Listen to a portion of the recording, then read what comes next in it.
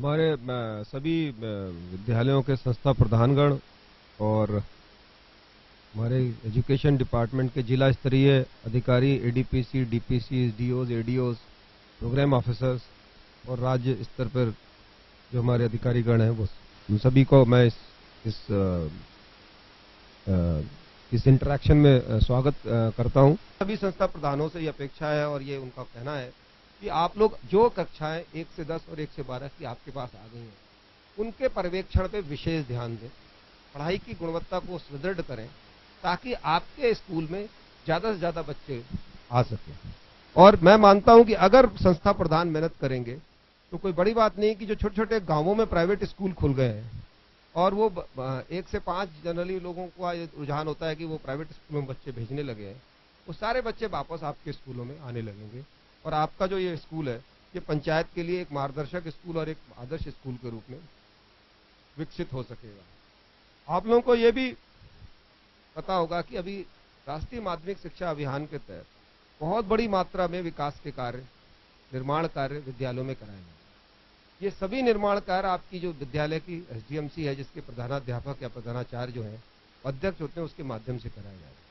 हम लोगों ने अभी कुछ दिन पहले, करीब 1-1.5 महीने पहले एक वीसीबी की थी सभी संस्था प्रधानों के साथ, उनके लिए गाइड मार्गदर्शिका भी बनाई है, जिसको वेबसाइट पे अपलोड किया था। उसकी प्रति हमने आप सबको भिजवाई है। उस वीसी में हमने आपकी ट्रेनिंग भी कराई थी कि किस तरह से इन कार्यों को गुणवत्तापूर्वक ढंग से संपन्न कराना है। फिर भी मैंने देखा है कुछ स्थानों पर अभी भी संस्था प्रधान इस काम पे ध्यान नहीं दे रहे हैं। अभी कल ही परसों की घटना है, ये भीलवाड़ा में कोई हुडा में कोई हमारा विद्यालय है, जहां पर की निर्माण कार्य की गुणवत्ता अच्छी नहीं थी और उसके कारण वहां पे दुर्घटना भी हुई है। उस मामले में हमने जो संवेदक था उसके खिलाफ तो एफआईआर दर्ज कर ही रहे हैं। साथ ही जो अधिकारी है वो प्रधानाचार्य जी हो, क्योंकि प्राइमरी रिस्पॉन्सिबिलिटी प्रधानाचार्य जी की है, क्योंकि वो वहां मौके पर 24 घंटे रहते हैं। मतलब दिन में कम से कम 8 घंटे तो रहते ही हैं, जब तक स्कूल चलता है, 6 घंटे 8 घंटे। तो उनकी जिम्मेदारी है कि वो डे टू डे बेसिस पे देखें कि काम की गुणवत्ता सही से हो रही है नहीं हो रही है, और अगर उसमें कोई दिक्कत आती है तो संबंधित जेईएन और एईएन को उसमें संपर्क कर, तो उनके खिलाफ भी कार्रवाई होगी। जेईएन एईएन के खिलाफ भी कार्रवाई हो रही है, और एडीपीसी और जो डीओज वगैरह हैं जिनकी पर्यवेक्षणी है उसमें त्रुटि रही है, उन सबके विरुद्ध कार्रवाई होगी। हाँ बोलिए। Hello sir. हाँ बोलिए। हम सर 3 संस्था प्रधान यहाँ पर बैठे हुए हैं और तीनों ही कार्यवाहक हैं सर। हम सर 3 संस्था प्रधान यहाँ पर बैठे हुए हैं और तीनों ही कार्यवाहक हैं सर। ठीक है। और सर यहाँ पे मेरे यहाँ पे सर बाबू भी नहीं है और सर चपरासी भी एक ही है। मेरे यहाँ पे सर बाबू भी नहीं है और सर चपरासी भी एक ही है। और सर विद्यालय पहली क्लास से 10वीं क्लास तक है। केवल 3 वरिष्ठ अध्यापक हैं और एक जो प्राथमिक विद्यालय एकीकरण हुआ है उससे हैं सर। तो ऐसी स्थिति में सर वरिष्ठ अध्यापक हैं और एक जो प्राथमिक विद्यालय एकीकरण हुआ है उससे हैं सर।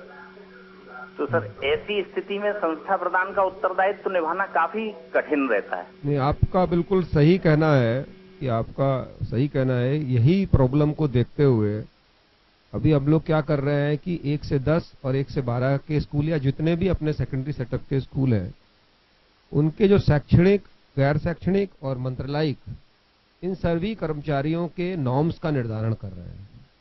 अपने यहाँ समस्या क्या है कि समय समय पर अपने स्कूल रेज हुए हैं और जो जिस पॉइंट इन टाइम में रेज हुआ है ना, उसके नॉर्म्स भी उस समय जो प्रिवेलिंग थे उस हिसाब से उनमें स्टाफ सैंक्शनड है। तो कहीं तो ज्यादा स्टाफ सैंक्शनड है और कुछ स्थानों पर स्टाफ कम सैंक्शनड है। तो इसीलिए हम लोग अब स्टैंडर्डाइज नॉर्म्स बना रहे हैं, ताकि बच्चों की संख्या, कक्षाओं और इन सब के आधार पे, नॉर्म्स के आधार पे शैक्षणिक स्टाफ वहां पर लगाया जा सके, ताकि बच्चों की पढ़ाई सुचारू रूप से हो सके। आईसीटी 3rd फेज के अंदर। हाँ बोलिए। हाँ, तो सरकार जब हिंदी विषय का विशेषज्ञ अध्यापक देती है, अंग्रेजी का विशेषज्ञ देती है और पर्टिकुलर कंप्यूटर के लिए टीचर्स को 12-12 दिन की ट्रेनिंग करवा के उम्मीद करती है कि वो ठीक से पढ़ा लेगा, तो क्यों नहीं सरकार कंप्यूटर टीचर भी देती है, ताकि लाखों रुपए के जो उपकरण सरकार ने दिए हैं उनका ठीक प्रकार से उपयोग हो सके और जिस भावना से हम बच्चों को कंप्यूटर सिखाना चाहते हैं वो प्रॉपरली जा सके। तो देखो, मैंने पहले ओपनिंग में ही बताया था कि कि यहाँ से हम स्टूडियो के माध्यम से, कंप्यूटर इंस्ट्रक्टर के माध्यम से बच्चों को शिक्षा देंगे, उसका कालांश सेट करेंगे। उस कालांश में जो आपका कंप्यूटर कालांश है ना, वहां पर विद्यालय में, उस कालांश में यहाँ पर जैसे अभी अपनी बात हो रही है, ऐसे कक्षाओं का संचालन होगा और बच्चे सीखेंगे, और वहां से वो सवाल भी आप जैसे आप पूछ रहे हो उस तरह से इंस्ट्रक्टर से सवाल भी पूछ सकते हैं। और बाकी लोकल लेवल पे कंप्यूटर्स रहेंगे, वो इस तरह सीख के उसके बाद आपके अध्यापकों की मदद से उसको संचालन करेंगे। और जहां तक अन्य विद्यालयों की बात है, उसके बारे में भी विचार करते हैं क्या किया जा सकता है। ठीक है ना। नेक्स्ट कॉलर, हाँ बताइए। नेक्स्ट कॉलर, आप नाम बताएं। हाँ, महावीर प्रसाद बोल रहा हूँ सर। कहाँ से? ये राजकीय माध्यमिक विद्यालय धोली, भीलवाड़ा डिस्ट्रिक्ट से सर। हाँ, अपना प्रश्न पूछिए। सर मैं ये कह रहा हूँ कि हमारे यहाँ वैसे अभी सेकंड ग्रेड में 2 ही हैं केवल, और 2 अभी दिए थे पोस्टेड, लेकिन वो ज्वाइन नहीं कर रहे हैं। लेडीज हैं दोनों। वो तो आप देखिए, पोस्टिंग हो गई तो जिन्हें ज्वाइन करना ही होगा, उसके अलावा तो और क्या चारा है, वो देखते हैं। अगर ज्वाइन नहीं करेंगे तो फिर उसके डीओ साहब उसको देखेंगे कि क्या करना है। मतलब एक भी टीचर नहीं आया मतलब हमारे पास। अभी पोस्टिंग्स हुई है, कोशिश करते हैं कि वो लोग आपके यहाँ आ जाएंगे, नहीं तो डीओ साहब उसमें कोई कार्रवाई करेंगे। मैं डीओ को कहूंगा इस बारे में। आप अपने डीओ को बता दीजिए ये बात, अपने जो डीओ है ना आपके जिला शिक्षा अधिकारी भीलवाड़ा, उनको इस बारे में अवगत करा दिया कि उन्होंने अभी ज्वाइन नहीं किया। ठीक है, ठीक है सर। उनको तो 30 तारीख को उन्होंने सूचना मांग ली थी, हमने दे दी थी सर। हाँ तो ठीक है, मैं डीओ साहिबान उसमें, और एक डीओ साहब देख रहे होंगे, डीओ साहब भी कहीं ना कहीं बैठ के देख रहे होंगे, वो इस चीज को नोट करें और इसमें कार्रवाई कराएं। अभी हमने करीब 20,000 सेकंड ग्रेड टीचर्स के पद भरे हैं, रिक्रूटमेंट भी होके आए हैं, करीब उनकी पोस्टिंग्स हो गई है। धीरे धीरे ये टीचर्स ज्वाइन कर रहे हैं, उससे काफी हद तक ग्रामीण क्षेत्रों में। और इसमें हमने कोशिश ये की है कि ये सारे टीचर्स ग्रामीण क्षेत्रों में ही लगाए जाए, तो उससे ग्रामीण क्षेत्रों में कुछ टीचर्स की उपलब्धता सर्टेनली बढ़ी होगी। दूसरा, अभी क्या कहते हैं कि इसमें हमारे लेक्चरर्स की भी अभी डीपीसी हम लोग कोशिश कर रहे हैं कि जनवरी एंड तक या बहुत जल्द फरवरी फर्स्ट वीक तक कर लें, तो आपके यहाँ लेक्चरर की उपलब्धता भी हो जाएगी। और लेक्चरर्स का भी एक 4,500 लेक्चरर्स का करीब रिक्रूटमेंट एग्जाम हो चुका है, उसकी आंसर की भी पब्लिश हो गई है, तो वो भी उम्मीद है कि जनवरी लास्ट वीक तक या फरवरी फर्स्ट वीक तक रिजल्ट आ जाएगा, तो वो भी उपलब्धता हो जाएगी। तो टीचर्स की उपलब्धता ग्रामीण क्षेत्रों में कुछ हद तक इम्प्रूव होगी, और ये सब के चलते आपको रिसोर्सेज आपके बेहतर होंगे। और दूसरी चीज मैंने बताई थी कि मॉडल रूप से हम लोग ये शैक्षणिक, गैर शैक्षणिक और मंत्रालय के स्टाफ का पैटर्न भी तय कर रहे हैं, ताकि हर स्कूल में समान रूप से शिक्षकों में उपलब्धता हो सके।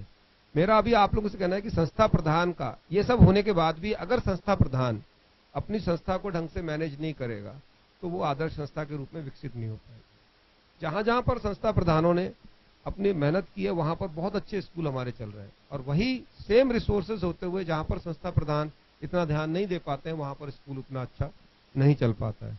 इसीलिए मैंने संस्था प्रधानों से बात करने की सोची कि भाई संस्था प्रधान अगर मेहनत करे तो स्कूल को बहुत अच्छा बना सकते हैं। सारा का सारा दारोमदार और सारी की सारी स्कूल कैसा होगा, ये इस बात पे निर्भर करता है कि संस्था प्रधान कितना अच्छा काम कर रहा है, और उसके बाद अगर वो अच्छा काम करता है तो उसकी टीम के जो और सदस्य हैं, जो अध्यापक गण हैं, वो सब लोग मिलकर उसका काम करते हैं। तो मैं आपसे यही चाहूंगा कि आप अपनी तरफ से पूरा प्रयास करें, मेहनत करें। जो भी कमियां हैं वो सरकार दूर करने की कोशिश कर रही है, आपकी पूरी मदद करेगी, लेकिन आप अपना जो कर्तव्य है और अपना जो काम है उसको तन्मयता से और मेहनत से करने का। और हाँ, तो जो खर्च के लिए बजट डाला जाता है उसका कोई लेटर हमारे पास तो विद्यालय में आता नहीं है सर। उसको किस मद में खर्च किया जाए और उसका उपयोगिता प्रमाण पत्र कब देना, तो इसको हम इसका उपयोग कैसे करें? रामसा के अंदर आता है सर बजट, जो लेकिन जैसे स्कूल वेलफेयर के या मान लो शौचालय के लिए आया, मैं आपको बताऊं कि हाँ, रामसा के अंदर जो स्कूल की एक एसडीएमसी को हम पैसा देते हैं, वो स्कूल फैसिलिटी ग्रांट के रूप में देते हैं। और ये स्कूल फैसिलिटी ग्रांट जो है वो आपके स्कूल के डे टू डे खर्चे जो होते हैं छोटे मोटे, जैसे आपको चौक लेना है, दस्तर लेना है, कोई शैक्षणिक सामग्री लेनी है, बच्चों की लाइब्रेरी के लिए कोई पुस्तकें इत्यादि आपको लेनी है, और जो डे टू डे खर्चे होते हैं स्कूल के, उनको मीट करने के लिए आपके जैसे आपने आईसीटी लैब के लिए इंटरनेट कनेक्शन लिया, उसका बिल का है, बिजली का बिल है, ये सारी चीजें उसमें आती हैं।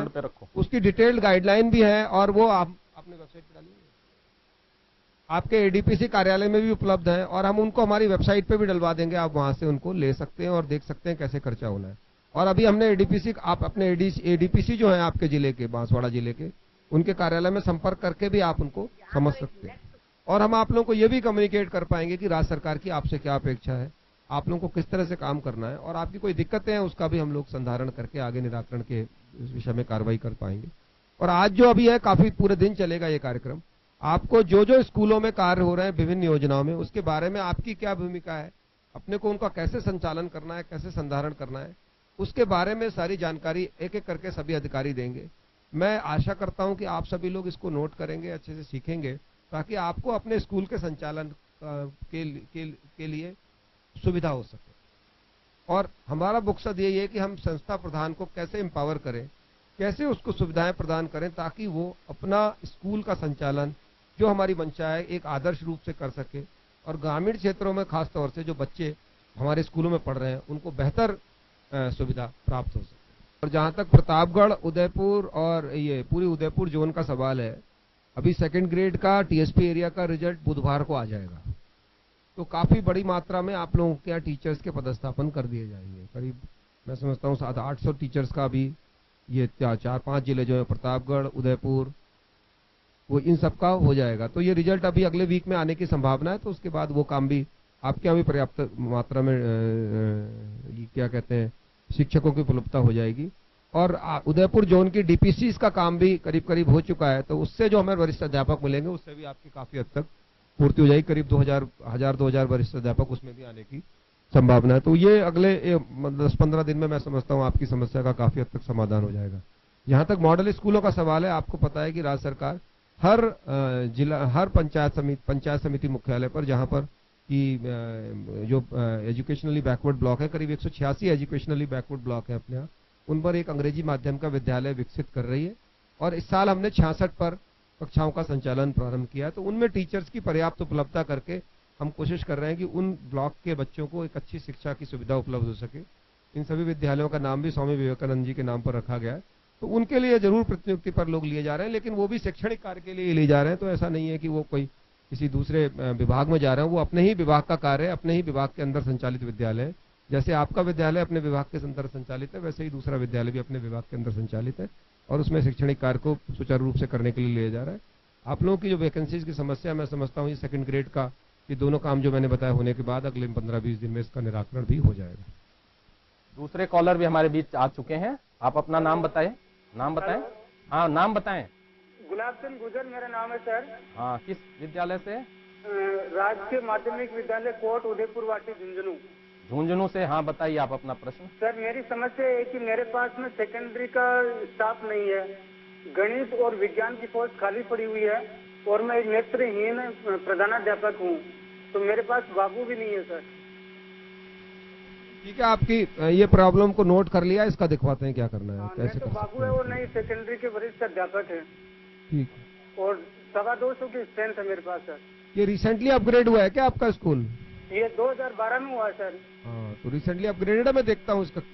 हाँ सर, इसमें विज्ञान और गणित के टीचर नहीं और बाकी विषयों के भी नहीं, केवल इंग्लिश का टीचर है, बाकी सब पोस्टें खाली पड़ी हैं। भाई डीओ साहब एक बात बताओ, डीओ साहब को मैं पूछूंगा। और बाबू भी नहीं है मेरे पास। प्रमोशंस हुए हैं, लेकिन अभी जो प्रमोशंस हुए हैं और नए रिक्रूटमेंट करके लोगों को लगाया गया, उसमें मैं समझता हूँ हो सकता है यहाँ भी पदस्थापन हो जाना चाहिए, क्योंकि अधिकतर वैकेंसीज भर गई हैं। फिर भी मैं चेक करूंगा, हो सकता है अभी ज्वाइनिंग नहीं हुई हो, उसको चेक करके बताएंगे आपको। ठीक है। और अभी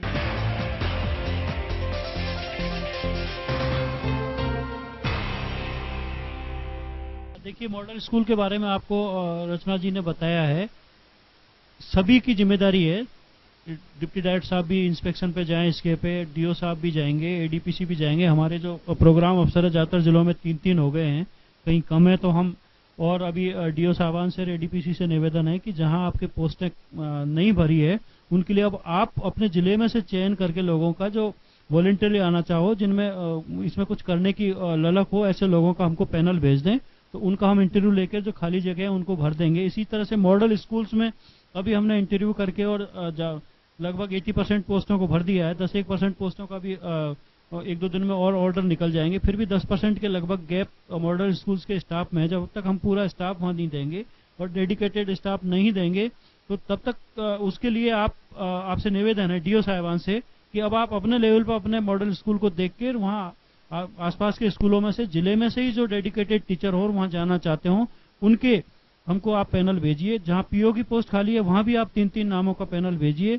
और अब हम ये भी कर रहे हैं, अब हम परफॉर्मेंस को भी इवेल्युएट करेंगे। पहले हमारे पास में स्टाफ नहीं था, एडीपीसी, प्रोग्राम अफसर और इवन मॉडल स्कूल्स में भी जो लोग लग गए हैं उनकी भी हम उनके परफॉर्मेंस के ऊपर लगातार मॉनिटरिंग रख रहे हैं। और हमको लगता है कि कोई इस तरह के मिशन की भावना से काम नहीं कर रहा है, इस प्रोग्राम में इन्वॉल्वमेंट नहीं है, केवल अपना ट्रांसफर नजदीक कराने के हिसाब से प्रोग्राम में आ गया है, तो वो भी नहीं चलने वाला है। हम तुरंत ऐसे लोगों को चिन्हित करेंगे और उनको जहां से वो आए वहां से भी वापस हमको करना पड़ेगा, चाहते नहीं है लेकिन फिर भी मजबूरी में इस कार्यक्रम की क्वालिटी बनाए रखने के लिए हम छटनी करने में और उसको पनिश करने में देरी नहीं लगाएंगे। उसको वापस हम अपने वहां से हटा के और दूसरी जगह, और पहले से आया उससे भी दूर जगह पे भेजेंगे।